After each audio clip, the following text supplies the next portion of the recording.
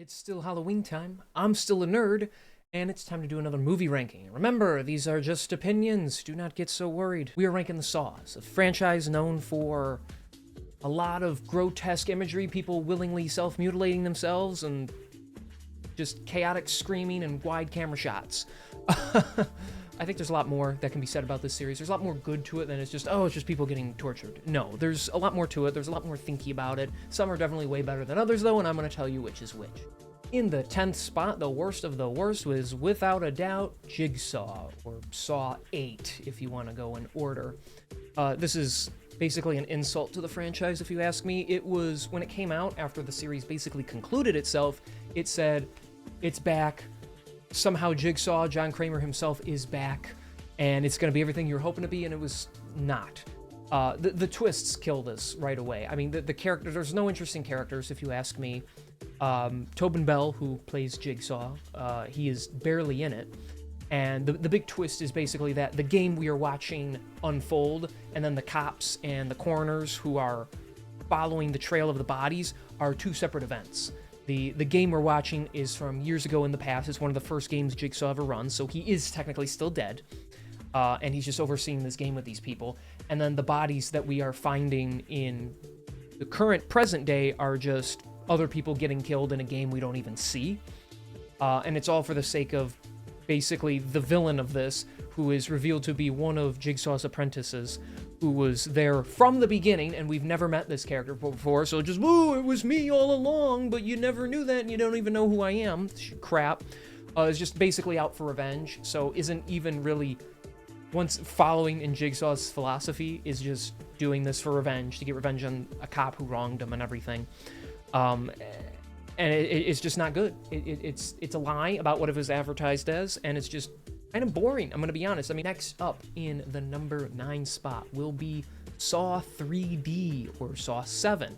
This was originally the finale to the Saw series. There were 7 main movies.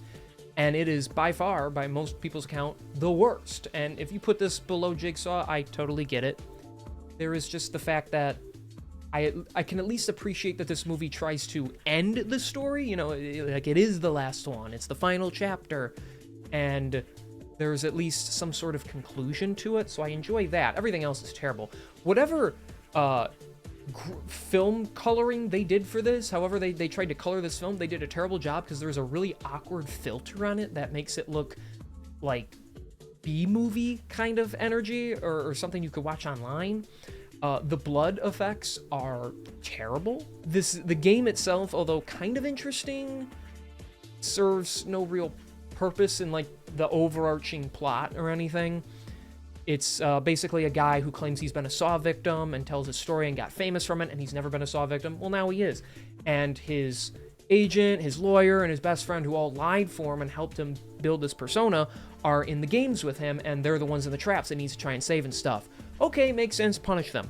The unforgiving thing is the fact that Jigsaw goes after an innocent person. The guy's wife, who he completely lied to and never knew he made up any of this, is the final challenge, and if he doesn't save her, she dies. Well, he fails using, to the movie's credit, a pretty violent-looking thing where he has to hook through his pecs because he lied and said that's what he did before. It doesn't work. So, like, Jigsaw kind of knew this wouldn't work, and then she gets burned alive, which, she's innocent. She didn't deserve this. She wasn't a part of it, so that's already bad. The Terminator-esque activities of Mark Hoffman, who I already struggle to try and defend. I actually like him, but the amount of cops he just mows through, it seems inhuman. Like I said, the twist at the end isn't even that great, because they basically confirm that with the return of Lawrence Gordon, which is cool to see him again, although he's introduced like he's a villain, and then, surprise, he's one of Jigsaw's apprentices, which, cool twist, just wish it was a little better, but him kind of slamming the door on Hoffman and ending the series, I think, is a good ending to the story. It's just a shame a decent ending, and the result of finally getting to see how those bear traps work, it's just not worth it. The quality of this movie is so weak. In the number 8 spot, we have Saw number 9, Spiral, from the Book of Saw. This is the kind of the reboot kind of movie, where you actually have Chris Rock, who was always interested in doing his own take on a Saw film, both overseeing the development of and starring in this movie. It is years after all the Jigsaw stuff going on. Chris Rock's character is a detective who a lot of the other detectives don't like, because he ratted out an old partner of his for being corrupt.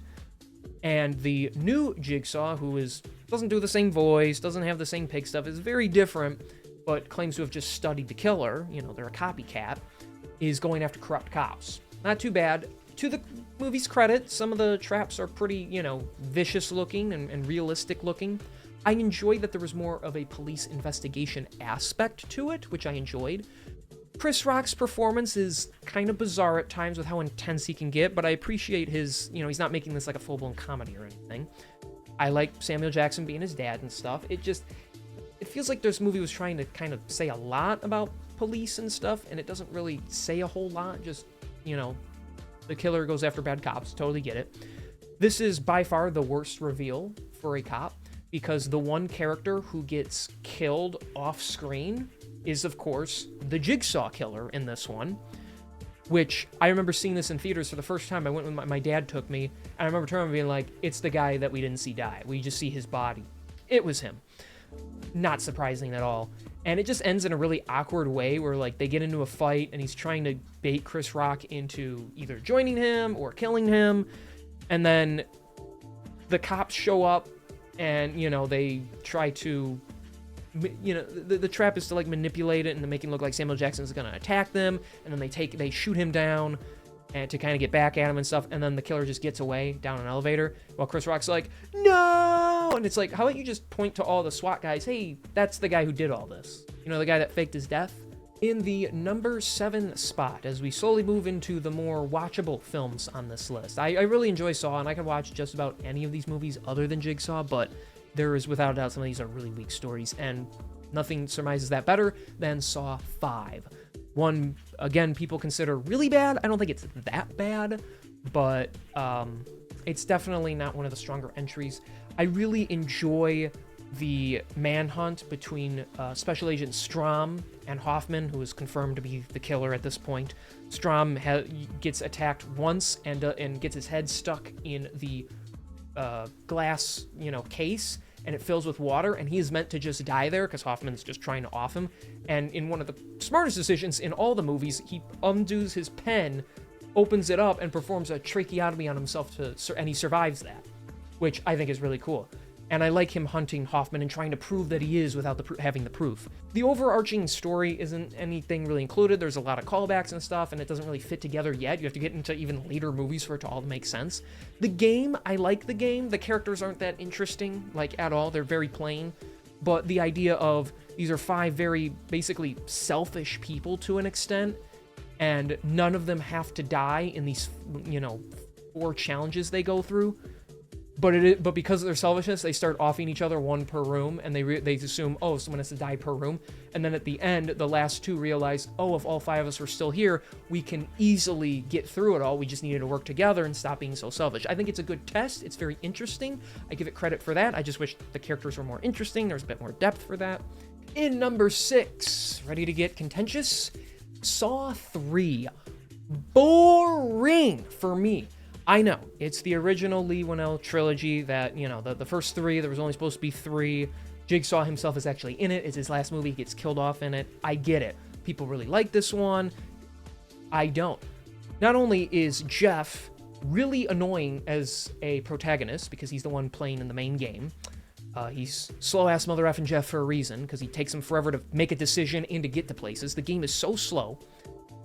I also think him and his family are one of the least deserving participants in these games. The whole point of, what Saw originally was supposed to be is these are people who do really bad things, and then this psychotic genius puts them in these games to make them either appreciate their life or appreciate the lives around them, stuff like that. Jeff's whole story is his son was killed by a drunk driver, and the guy got off really easily, and through his grief, Jeff and his wife kind of separated, and they're neglecting the daughter just by not spending the right time with her and stuff. And I get it. They shouldn't be neglecting their other child. It's not fair to her and everything. But Jeff is just suffering from the loss of his little boy, and he needs to be punished for that.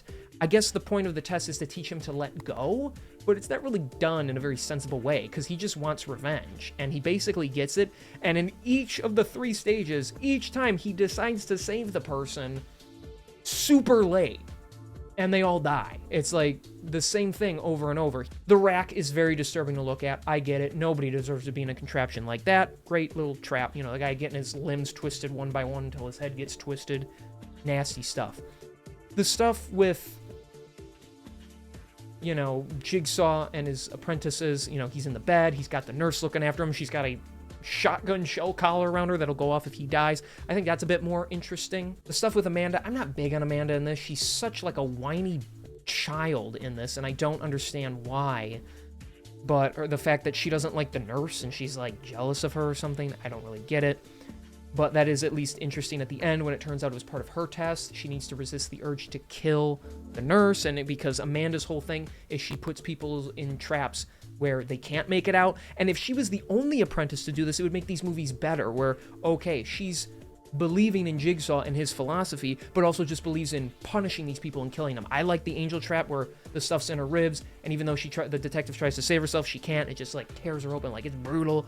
And you start to see, okay, there's no way of winning that. She's bad, and then she loses at the end because she doesn't believe in his philosophy and stuff. That part's good. Problem is all the other apprentices do the same thing, other than Jigsaw, where like most of the traps people can't get out of anyway.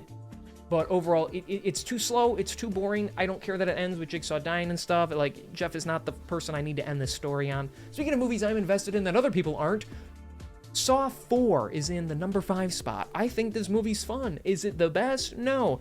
Is Lieutenant Riggs the most captivating character because he keeps making bad decisions? No, but I think it's a good game. The whole point of the game isn't to recruit him like the FBI agents that come and think it's about. He is going in through these challenges because he has a bad habit of rushing into things. You know, when he's worried about detectives that already haven't made it, he busts through the room and they tell him, don't go through the door. You don't know if there's a trap. You don't know if there's someone waiting there. And he rushes in because he just needs to save people. And Jigsaw's game is to teach him sometimes you need to let people save themselves. And you start to think he's kind of learning that throughout. First, he gets like attacked by the drug abuser woman with her hair getting pulled up and her scalp getting pulled off. And she attacks him, and like he doesn't get it that if he just left her there and didn't interfere, she wouldn't have gotten hurt anyway, and then he had to take her out. And then there's the really creepy guy who kind of has his punishment coming, but he needs to let him just put him in the machine, and that whatever happens to that guy happens to that guy. Brutal. That guy kind of gets what he deserves because he's a horrible person. Then you have the wife who gets abused by the husband, and she's literally like chained to him and like impaled through to him, but if she frees herself and rips herself free of him, she gets rid of him and she's safe. And you know, I think, you know, they're brutal, they're painful to watch, but they teach lessons. It's not so disgusting stuff because they don't even show everything. They show enough to, you know, get these visceral reactions out of you. And then the overarching game where you have the one guy you think is in the game until he reveals he's a part of it rather than like overseeing it. And he's overseeing two of the detectives who have been captured. And then I don't mind the twist at the end when, you know, I love the big confrontation at the end where they're yelling at Riggs to not come through. He doesn't listen, rushes through the door. Everyone gets shot, and then the giant hammers of ice just smash that guy's head. And then you get the reveal that Detective Hoffman is the next apprentice. He's the next killer.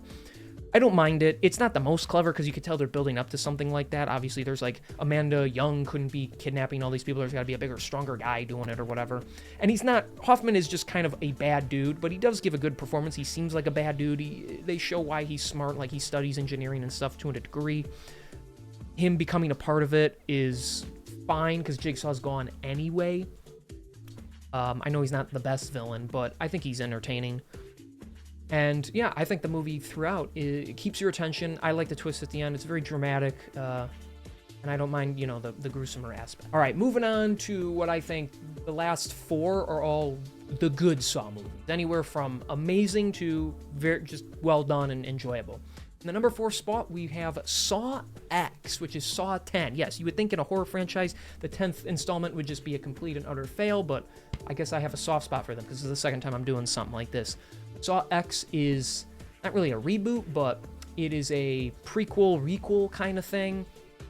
You have a prequel-sequel. It takes place in between the first couple movies, and it actually, for once, the main character is Tobin Bell as Jigsaw and his apprentice Amanda. The whole thing with Jigsaw's philosophy, for those who may not know, well, if you're watching this ranking, you would know what it's about, but of course, he suffers from cancer, he tries to off himself, and when he survives it, and all the other tragedies he goes through, losing his kid and everything, he becomes awakened to it, the fact that if people have near-death experiences and save themselves from it, they can better appreciate their lives and not make horrible decisions and be criminals and stuff. And he's still a murderer. They always say, oh, he never killed anyone. No, he's putting people in these situations where they can die and kidnapping them. And in some of these games, if he supposedly is a part of it and then they're dying, even in the original movies, people are dying when they think they're protecting his philosophy. So he is crazy. He's a psycho. He's a killer. But his philosophy at least makes him interesting, where he doesn't want people to die, really. He wants to teach them a lesson, and some of them kind of do learn. Not that they deserve to be put in these situations, but they, experience it, and then they get a newfound appreciation for life, or at the very least, they just stop doing horrible things, hopefully. So here, we actually follow him as the main character. This is early on when he finds a supposed cancer treatment who are willing to just take a good chunk of his money, and they believe they can operate on his brain tumor and cure him, which other doctors have said it's inoperable. He won't survive. He goes, he gets the procedure done, and then in the end he finds out he's been scammed. They never even pulled it out of him. And they've been doing this to a lot of people, tricking them and stuff, and so then he puts these really bad people in the game. So instead of seeing people who you think are bad, but they're kind of the main characters, put by this villain, now the villain is more the anti-hero, and he's taking really bad people, specifically the doctor, who just doesn't care about anyone but herself, and putting them through the games. And so it's a bit more satisfying, because now you have, some of the victims, like I've said in these other movies that don't do so well, they're innocent, or they have, whatever they've done isn't that bad, and you're putting them through a tortured machine or whatever, where they have to eviscerate themselves to try and survive. It just doesn't make sense. Now, when you have these people scamming people dying of cancer, stealing their money and stuff, I don't want to sit here and say, oh yeah, torture them, but at least you have victims who are more deserving, because they are bad people, and you want them to either learn a lesson or get their comeuppance kind of thing. I'm not big on the ending, the fact that the worst of all of them, the rest of them are just people kind of got sucked into it. The worst of all of them gets away with it, kind of. I mean, she gets tortured, but she survives, But seeing Jigsaw, in the lead, doing his thing, that's been fun. It was refreshing. It takes a long time to get going. I wasn't crazy about that, but it's definitely a very fun movie. In the number 3 spot, don't hate me, I have the original Saw. The first one is really good, and it was a great concept. It started the boom of the torture porn genre, but it's one of the only ones to ever really get it right without just being about violence. There's stuff it's trying to explain and everything. I like it. Most people probably put it in the number 1 spot. That's not me. I do think it's quite slow. It can be quite dull. The acting isn't great, especially when you have Leigh Whannell himself, who, to his credit, wrote some great movie ideas, but he also stars in it, and he's not the strongest actor. I'm not saying I could do much better. I'm just saying not very strong performances when you compare it to some of the other people in the movie. The investigation is quite interesting. I mean, it's a very basic concept of just 2 guys locked in a room, chained there, no idea how they're, and with the clues in the room and the dead guy between them, they're trying to figure out why they're there, what's the point. They start to learn, and there's little tricks and stuff. The one guy needs to kill the other guy just needs to escape, and there's all this. We, of course, see the reverse bear trap. She gets free before it pops open, but it's, iconic. The other games, the detectives investigating, trying to figure out what this guy's about, is really good. And then the crescendo to the end with Gordon having to cut his own leg off just to get free, and he's trying to kill Adam, and then the guy that you think is Jigsaw shows up and they kill him, and then you just find out he's a part of the game too. Great twist. Jigsaw himself gets revealed, and he says the iconic game over. Great ending. One of the most shock twist endings in horror history. It's amazing. A bit too slow for my liking, but I still think it's a great movie overall. And for people who don't even want to be like, oh, Saw's too gross for me, this is the one movie in the franchise anyone could watch that could handle horror in any aspect. In the number 2 spot, I go back and forth, but this is probably my favorite one, but I would put in it here, is Saw 6. I really like this one. For one of the later movies, a lot of, once you go past 3, once you get into later entries, people say, the plot starts to become irrelevant. You got different people making these movies and stuff, but this one is really good. It's a bit newer, a bit fresher. It's got more of that violent stuff in it, some really impressive traps that people get stuck in, and it's one of the best games in my opinion. You have William, who is the CEO of a insurance company, and early on he meets John Kramer. He denies John Kramer coverage for getting a procedure done for his cancer and treatments and stuff. He does it with other people and, gets these people killed. And Kramer says to him, so you decide who lives and dies? And of course, William doesn't want to word it that way, but he basically does. He literally has a team of people who try to find issues with people's their claims and stuff and prove that why they shouldn't give them money and stuff. Insurance business is a very rough one, and there's a lot of cutthroat, cruel people a part of it. Not all of them, but a lot of them. So seeing someone like that, basically, who's oblivious to people dying because he's not helping them and looking for the tiniest reason to not help them, it's good to see him actually learn a lesson, too, because throughout what William goes through, I actually do feel for him by the end because he seems like someone who learns. Because instead of him just being in a trap, he plays the entire game throughout the whole movie. He is paired up against other people or watching other people, and he literally needs to decide who lives and dies.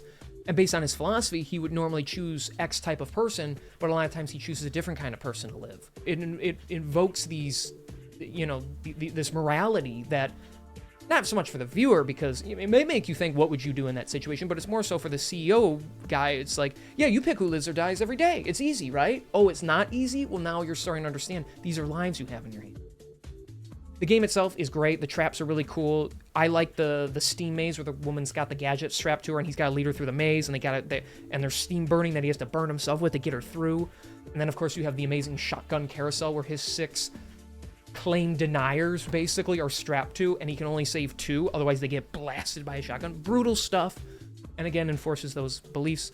And then at the very end, you have the twist where William is trying to save his family, and you see this wife and son, but the twist is the wife and son are of the guy he didn't give coverage to, and that guy died, and his family just is there for him to get to, and it's this other woman.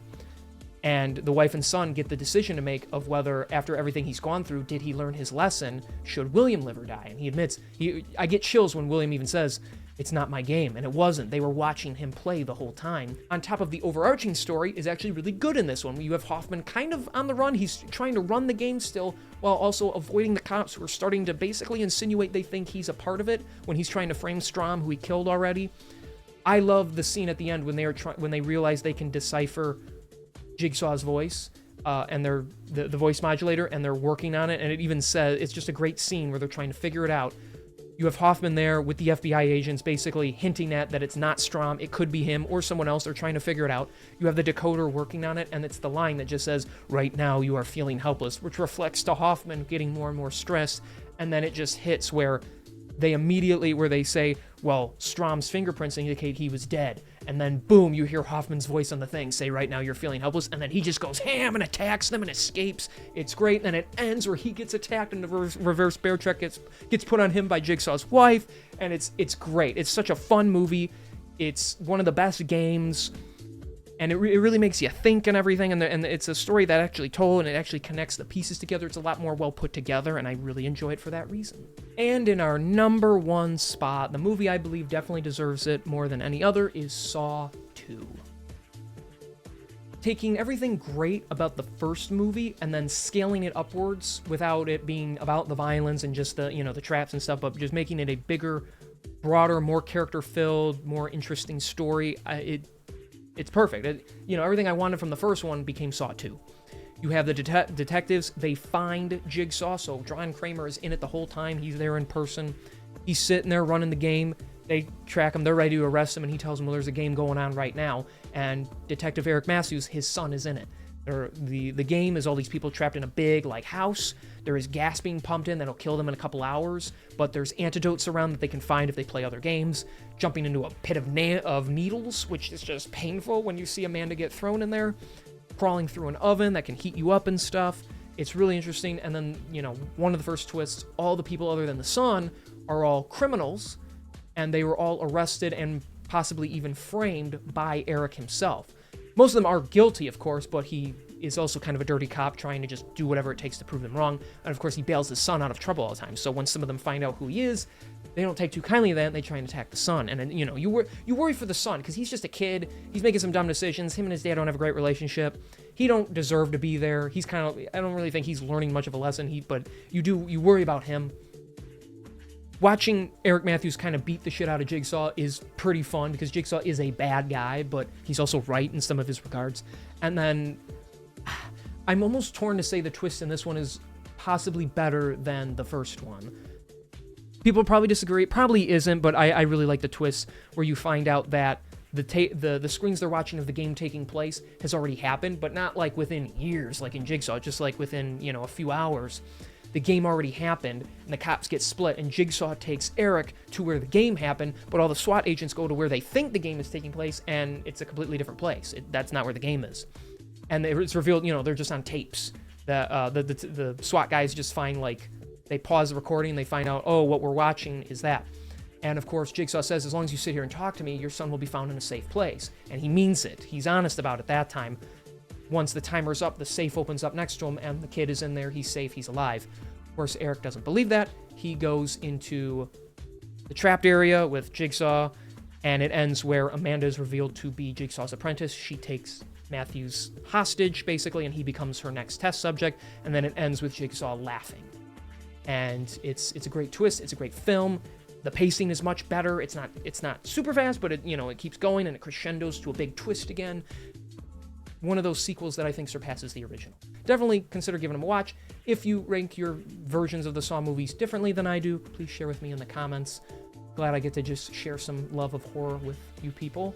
And until then, I will see you next time. Take care. Bye-bye.